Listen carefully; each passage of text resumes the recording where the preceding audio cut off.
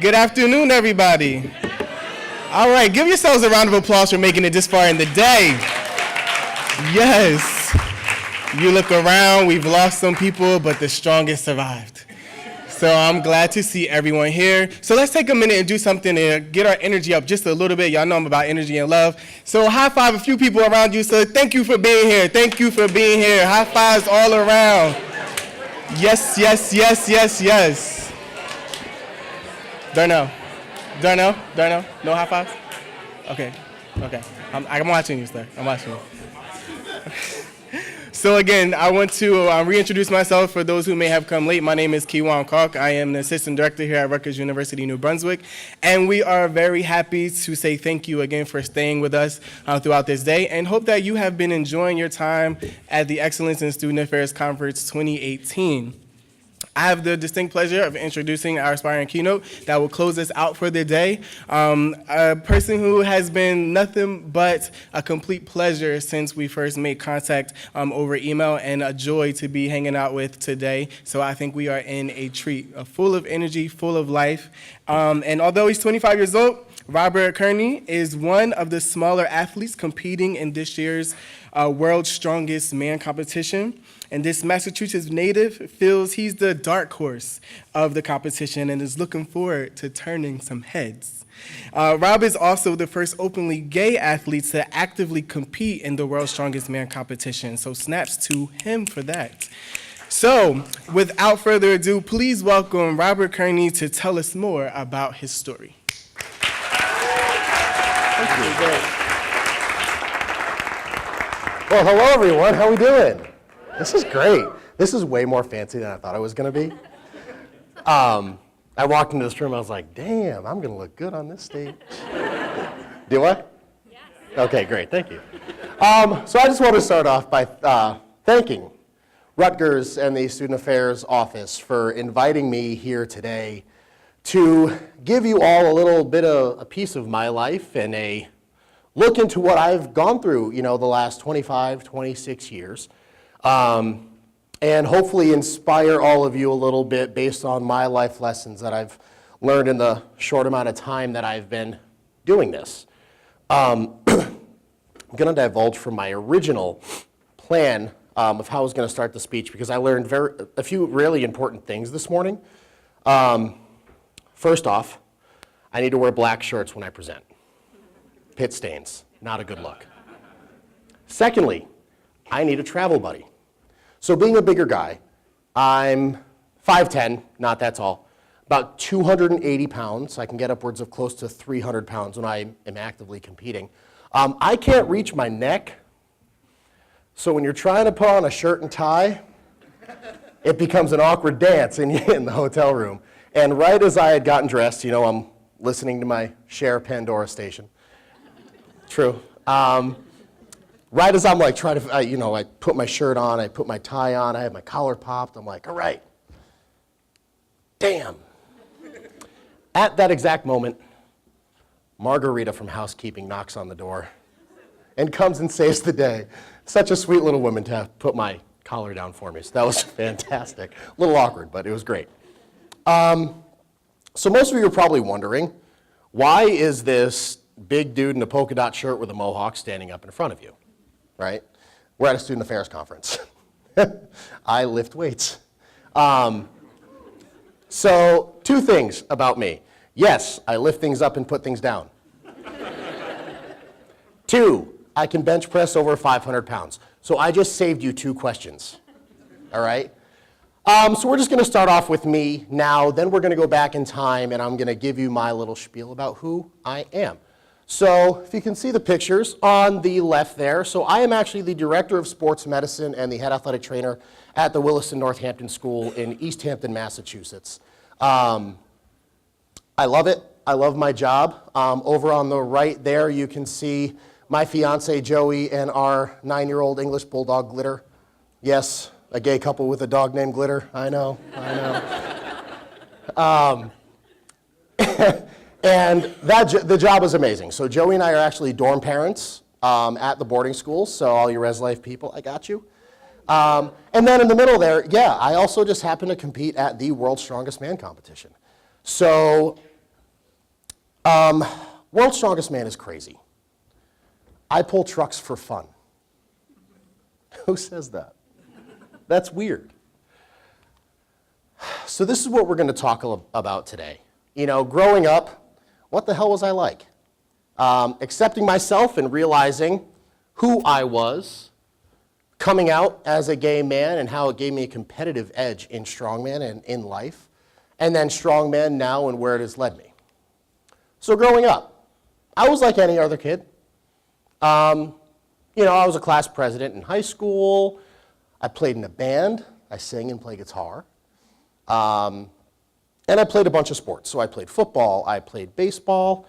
Obviously, I lifted weights, and I was a cheerleader. Ding. If that wasn't the first clue, I don't know what was. Fun fact, I actually started cheerleading in 7th grade, even more. So I was never overly athletic. Like, I was always kind of like the mediocre athlete who thought he was way better, overweight, popular, and I kind of fit in with a bunch of different groups of people. And it's because I found this quote in high school, and it kind of stuck with me for a long time. Student affairs people, I know you pretty well. I work, you know, I've been in student affairs, been involved with it a lot all throughout my college years, and I know most of you are quote people, so I am too. So we're going to have a few different quotes today. So this one I found: reputation is for time, character is for eternity. And I was like, whoa, all right, that's deep. You know, so here I am. I found this when I was a sophomore in high school. I couldn't fit into Abercrombie and Fitch clothes, because who can?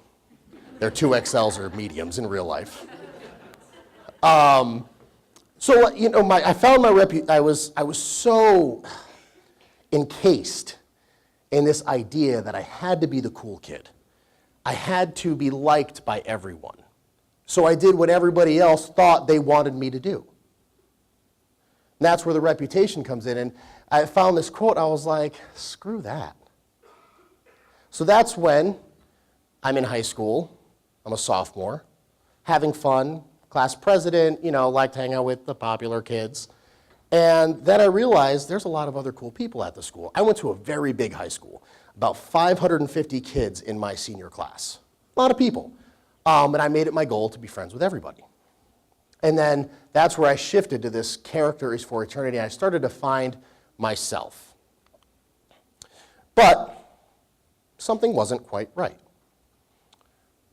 So I had lived all these years as a quote-unquote heterosexual man.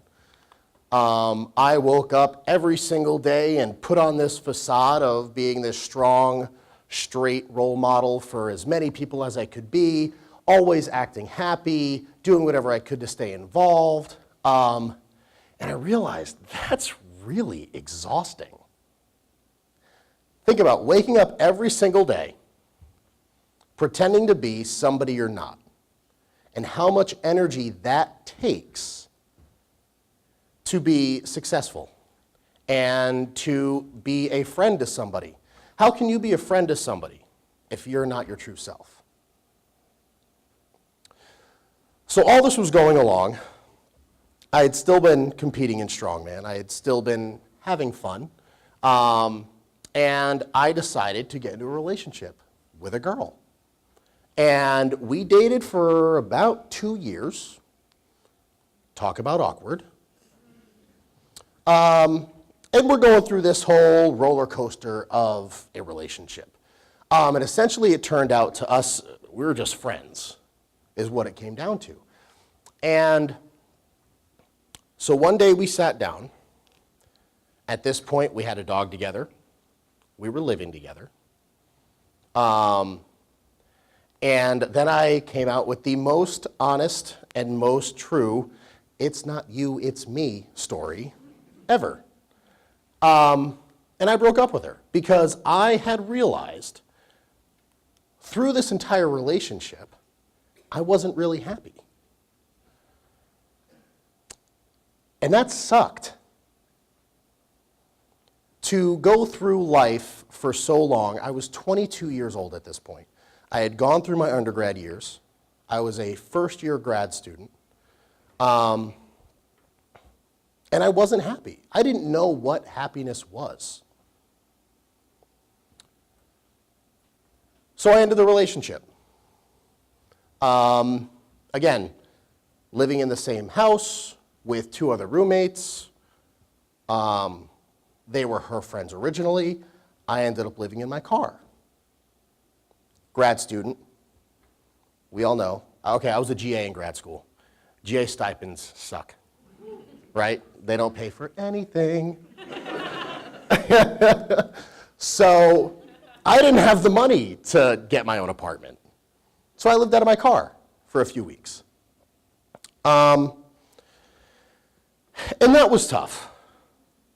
And then I met someone who happens to now be my fiance. And so, funny, so my fiance is really Portuguese. And if you know anything about Portuguese, they're like Italian, but they just speak a different language. He has like 47 cousins, give or take, 10. So his mom finds out that I'm living in my car. She's like, oh no, honey, you come live with us. I was like, I just met the guy like 3 days ago. What the hell do you mean I'm gonna live with you? But she wouldn't take no for an answer. So that's when I found this next goddess. Everybody here knows RuPaul, right? Yes, yes, yes. If you don't, look her up. So her most famous quote is, if you can't love yourself, how in the hell are you going to love somebody else? Can I get an amen? Amen. Thank you. I tried this at my high school and it didn't work. So with that picture up there, there's a couple of things that are going on in the audience right now. Women, you're pissed you can't do your makeup like that. I just said that. I got you, girl. I got you. See? Gay men, you're counting down the days and the hours because in exactly 2 weeks, season 3 of All Stars starts, January 25th. Just saying, just saying. And we all want to be like her. Who does not want to dance in heels like that? Nobody. See, nobody raise their hands. So I found this quote, and it stuck with me. I'm like, holy crap. I've been doing this whole life thing really wrong. And that's when I finally decided to come out. The most underwhelming coming out story ever. I go to my mom. I was like, Mom, you know, so I told her, you know, months ago that my ex-girlfriend and I had broken up. And of course, her reaction was, who did you get pregnant? Not even close. So I tell her, I was like, well, you know, the reason her and I broke up is I'm gay. She's like, babe, you were a cheerleader in 7th grade and wanted to dye your hair.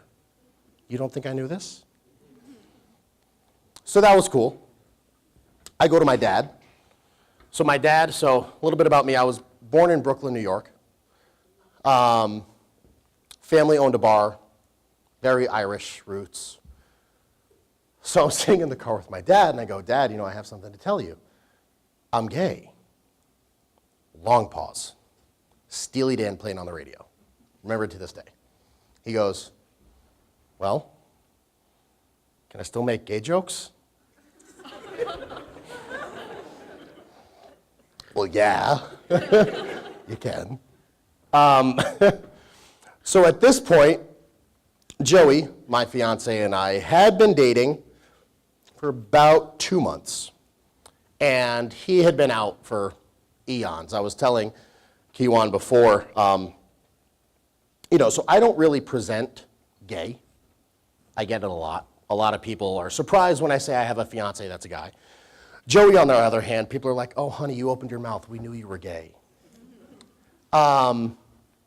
So he had been out for a long time, and we had been in this relationship, and I didn't think that it was fair for him and I to be dating if I wasn't going to be open to the world and honest about who I am as a person. So I decided to come out. Now, if any of you are looking to put a lot of pressure on a relationship really early, come out as gay. because all of a sudden, this happened. So I came out in the most romantic way possible, a Facebook post, on a Man Crush Monday.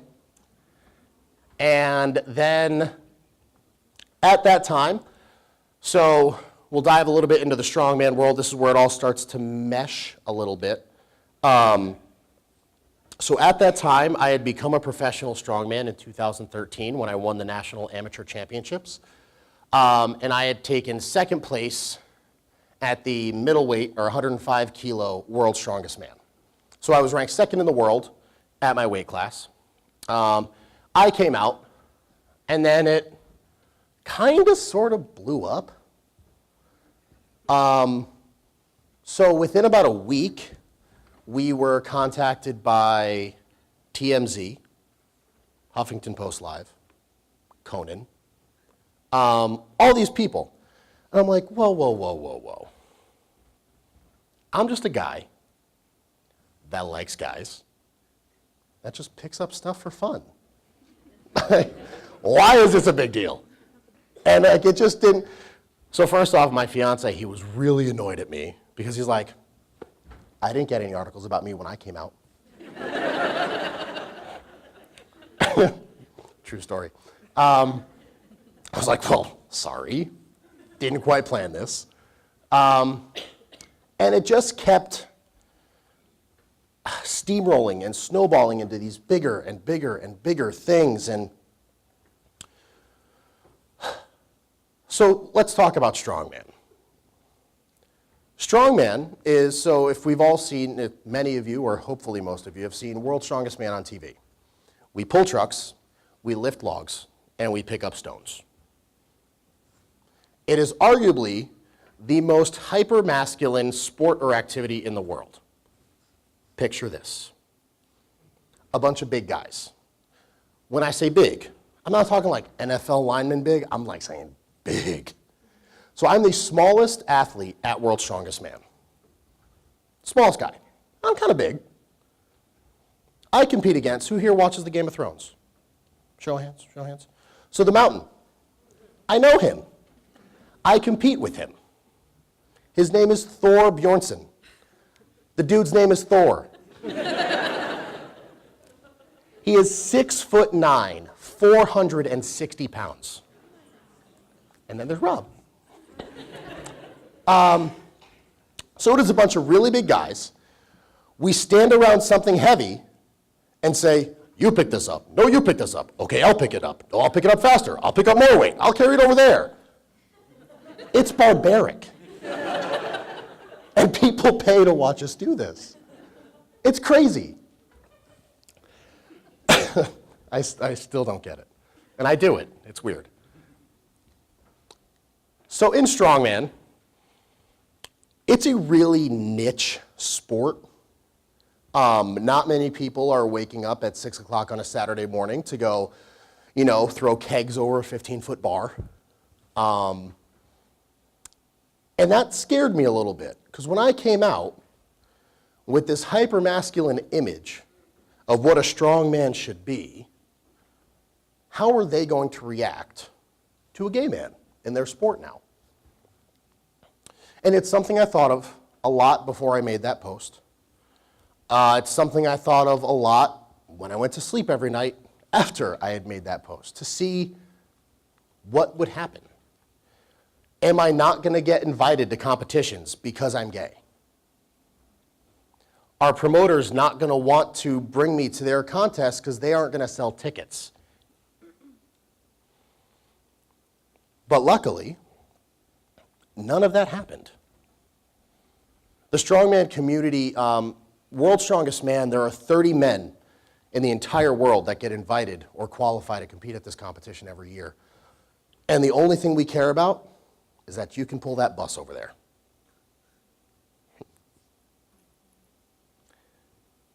And that was one of the most gratifying and rewarding, and honestly one of the real first times that you feel love from a group of people. Because these guys, yeah, they're massive, but they're just like us. They don't care. They said, yeah, cool, you're gay. when can we meet Joey?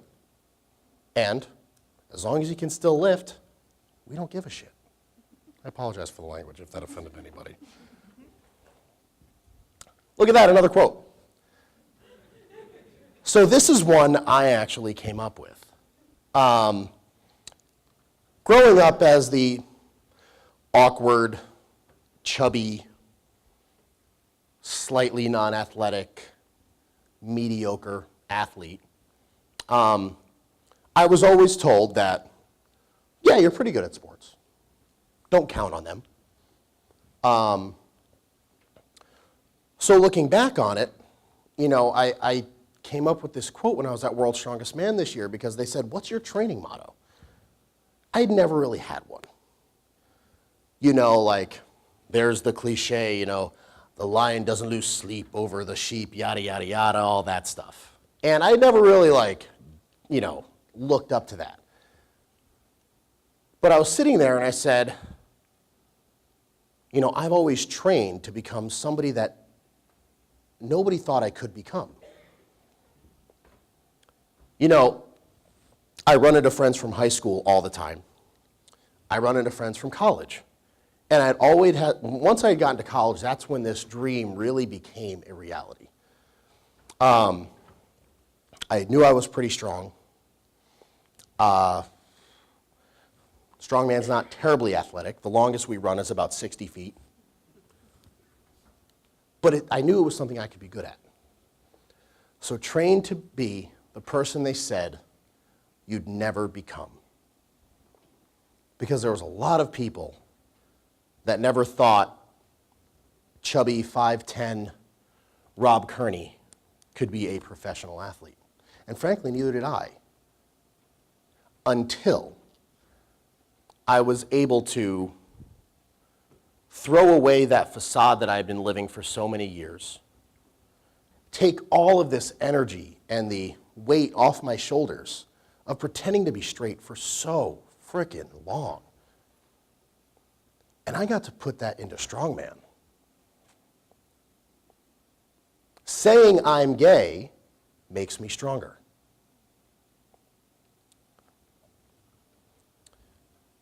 I have a little, you know, I'll be showing a little video clip in a little while.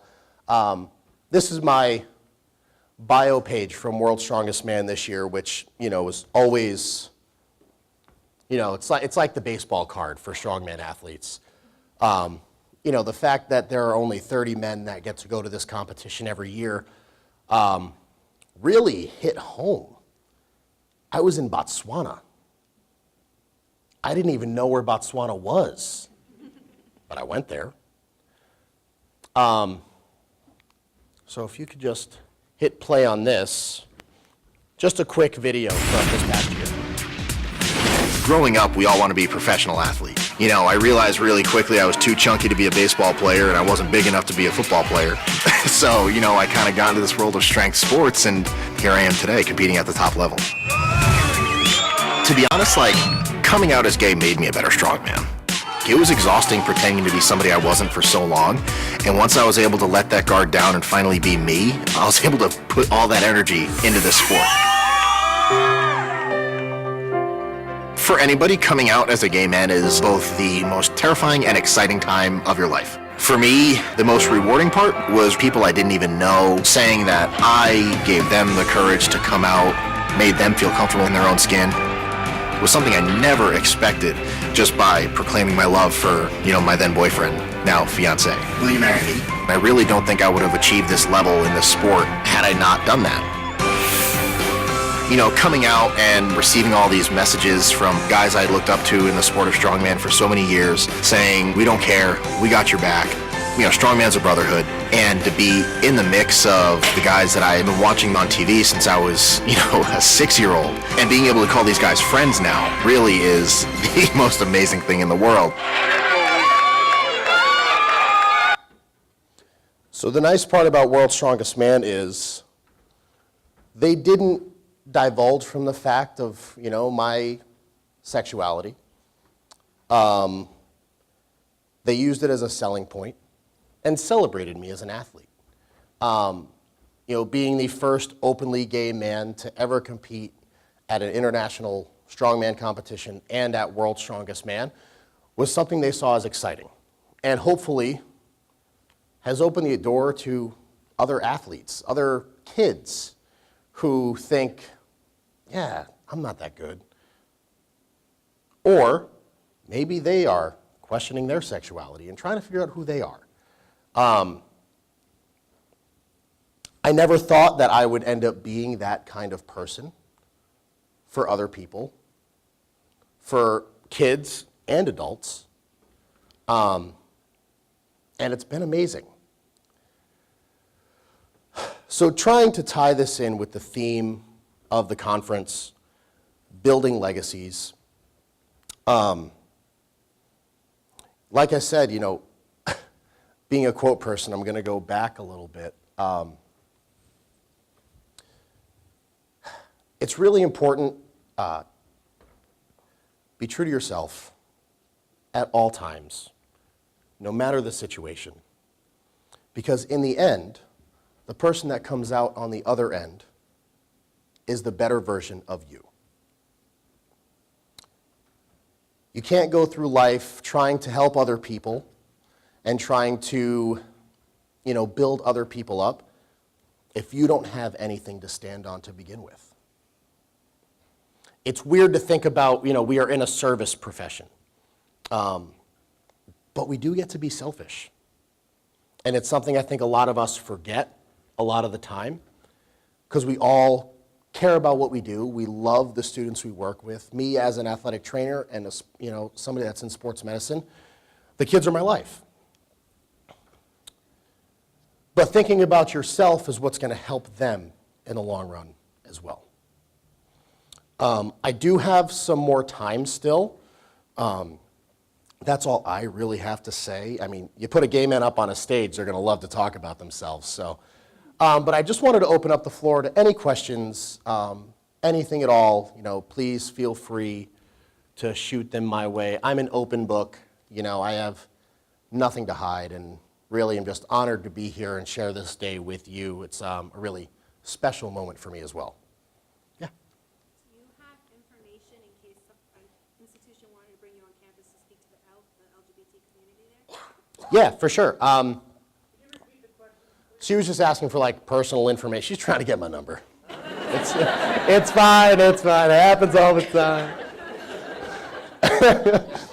time. Yeah, so I didn't bring my work business cards, but my email is super easy. It's just my last name, which is Kearney, KEARNEY.Robert65 And I would be more than happy to do speaking engagements at other places, wherever your schools may be. This is a really fun thing that I do, and if I can just help inspire or help, somebody that might be struggling with a lot of the things that I went through, is the most rewarding part of me just standing here and talking to you all today. Yeah. How much do you squat? So my best squat's 814 pounds. My best deadlift is 926. Bench press is over 5. So I have 2 world records in the log clean and press, which is that big weird wooden/metal object that you saw in that video. So I have the heavyweight amateur world record where I've pressed 455 pounds overhead. And then I have the middleweight pro world record, which is 410. And I weighed 231 when I did that. So if anybody wants, to come for a workout, please, you're more than welcome. I would love it. You'd be surprised at how many people can actually pick up a car. It's not as hard as you think. It's just a car.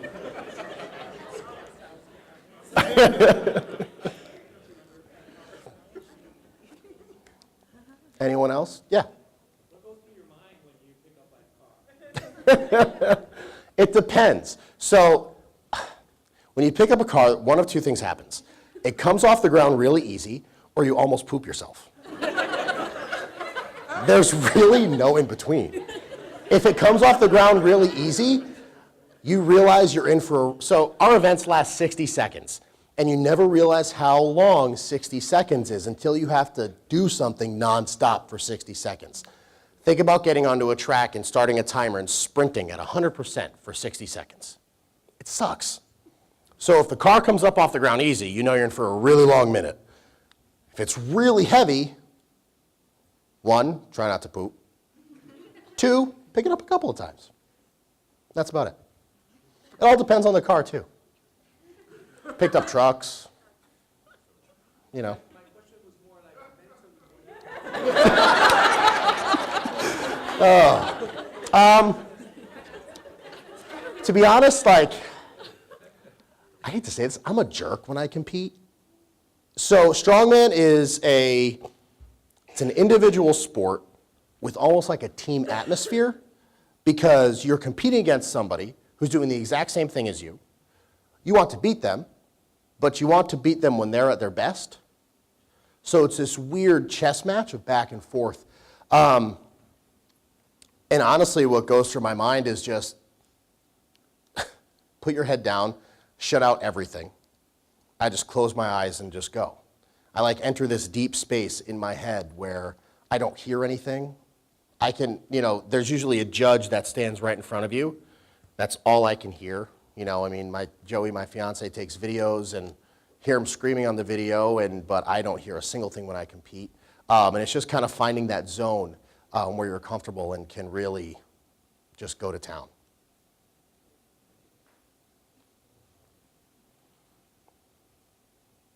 Yeah. What helps you get mentally prepared for a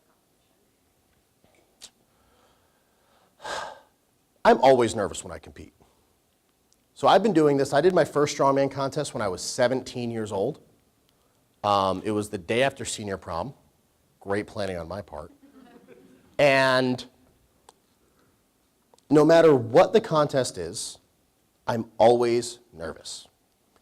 And I think that comes from an internal place where I put pressure on myself to always perform at the best level. And the biggest thing I focus on, it really isn't, it's never just what is going on in that training in the competition day. It's the training leading up to it. So as long as I know I've done everything perfect to prepare myself for the event, I can execute without an issue. So it's really a big collective process. It's never just like on game day, what is it that, makes everything come together. This group thinks I'm going to ask a different question. How the hell do you not get hurt? So, knock on wood, I have had 2 surgeries when I was 18 and 19 years old. And they were minor. I tore my meniscus in both knees. Nothing crazy. As a sports medicine professional, that's literally nothing. It was like within 3 weeks I was back lifting. So it's an easy surgery. That happened when I had the more is better mentality. And in strength training, that's not true. So when lifting weights, so a lot of the questions I get is how many times do you work out or how long do you work out? I work out 4 times a week. I work out 3 times during the week. My workouts are about an hour to an hour and a half long. And on the weekends, they're longer just because I have more time, and that's when I do all my strongman stuff. When I was 18 or 19, I was doing 2 workouts a day, 6 to 7 days a week, just going nonstop. I was telling myself, no matter what I did, I couldn't miss a workout, regardless of what I had going on in my life. And that's when the injuries piled up. When I finally sat back and realized I was doing everything wrong, I've been, knock on wood, like I said, relatively injury-free. And I really, so along with being an athletic trainer, I'm also a strength coach. So a lot of mine is just not letting my ego get the best of me. I don't perform the ego lifts where I have to hit a new 1-rep max every time I'm in the gym. I stick to my program, make sure my technique doesn't break down, and kind of practice what I preach because, when coaching athletes, that's what, all they want to see is the weight on the bar. They don't care about anything else. So, I make sure I do that as well. What are your goals for 2018? 2018, oh, man. So 2017 was great. I was able to do a lot of great things. I so with strongman, it's essentially my second career. I travel all over the world. So 2018, I have a competition coming up April 7th in England. It's the Log Lift World Championships. My goal is to win that. I won it last year, so fingers crossed. And then World's Strongest Man, end of April, heading to the Philippines for 2 weeks. The plan is to make the top 10 and go from there. So being the smallest athlete, it's really hard. And like I said, it's also a chess match. So World's Strongest Man is a strange competition. Normally our competitions are 1 to 2 days long and have between 5 and 8 events that we do. World's Strongest Man, there are 30 athletes split up into 5 groups, 6 athletes in each group. You have 6 events, and that's spread out over the course of 4 days because it's a TV show. And after those 4 days, the top 2 places in each group get to go to the finals. So this year, I finished 5th in my group, I believe, and that's because I didn't know how to play the game. As I said, we waited an extra hour and a half because the clouds were in the way and they wanted sun for the event. So just picking up those little things, I think, is what's going to help me bump up into that, those top 2 spots and get me to the finals. For people who may not be in the mindset, how do you inspire others or motivate others to get to the point where they can train to become the person other people have never seen? It's all baby steps. So my fiance, he's actually a great example of this. He was a gay athlete, and he played soccer in college, and never once stepped in the weight room. Because of the stigma, as a gay man, a weight room is a really intimidating place. It is overrun by masculine guys grunting and sweating and being annoying and lifting weights. And as a gay man, you don't want to go there because you don't want to ask them for help because they're going to think, oh, he's coming on to me. He's such a gay guy, right? Not that all straight guys talk like that. I apologize if I offended anybody. So it's finding somebody that you can be comfortable with that can help you on the journey. So Joey, when we first met, weighed 150 pounds. He would go for like a 6-mile run each day, ask me every single time. I said no. And he would walk into the house to me eating ice cream. But then we finally got him comfortable to come to the gym. And he started lifting weights. And he started flipping tires. Then he started lifting logs. Then he started lifting the Atlas stones. Then he picked up a car. And then he won his first contest. Which, that happened over a year and a half. But, now as, he competes, he weighs 190 pounds. He's put on 40 pounds since we started, dating. It was really having that person to fall back on. Because there was a lot of times where he just didn't want to go back. So I think the biggest thing is finding somebody who you can rely on, fall back on, and will help motivate you to become that person you or anybody else didn't think you could be. Yeah? Why student affairs? Oh gosh, that's deep. So student affairs, can sometimes get pigeonholed into res life, student activities like, the rah-rah people, right? But to me, it's so much more encompassing. So at the school that I'm at, the director of student affairs oversees athletics, she oversees the health center, she oversees theater, and kind of everything. And that's kind of where I fit in as a student. I was never a strong academic student, like a 3.2. High school, college, master's degree, you name it, that's where I was. But I'd always excelled outside of the classroom. So as an athlete, and I love helping people, I love the medical side of things, I think that's what really pushed me into this area of work. Because like I said, I work with some pretty high-level athletes who are college recruits, and they get hurt. And, you know, it's one of the most devastating times of their life. They think the world is ending. They think their scholarship's going to be gone. They think they can never play lacrosse again. And then it's my job to help get them out of that and rehab them and get them back onto the field. And, you know, I think we all love our job when we see students that are happy and see them succeed. And that's why student affairs. Time for one more if we have it.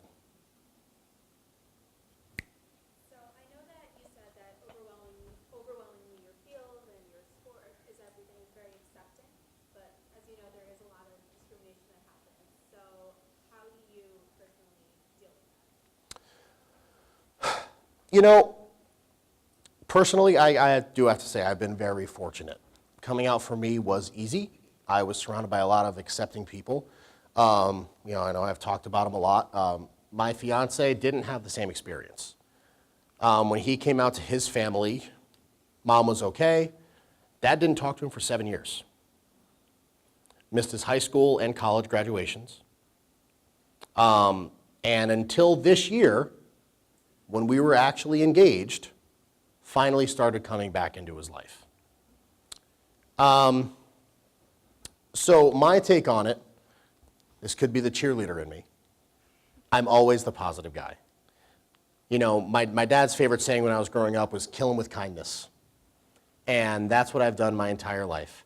So when facing adversity, when getting negative comments, when getting, you know, pretty much any negative feedback for being who I am, I just say, thanks.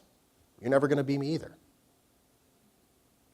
And, you know, that puts me in a great place. It's helped other people get to a more happy, fulfilling, and positive life as well. All right. I want to thank you all so much for allowing me to talk to you today. It's been an absolute pleasure. Please feel free to stop by. I'm hanging out for the rest of the night, so come chat me up. Thank you.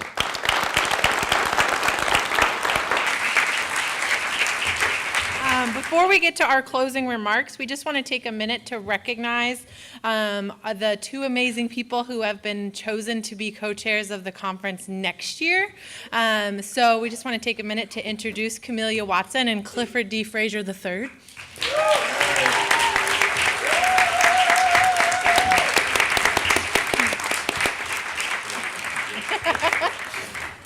They don't have anything to say at this time.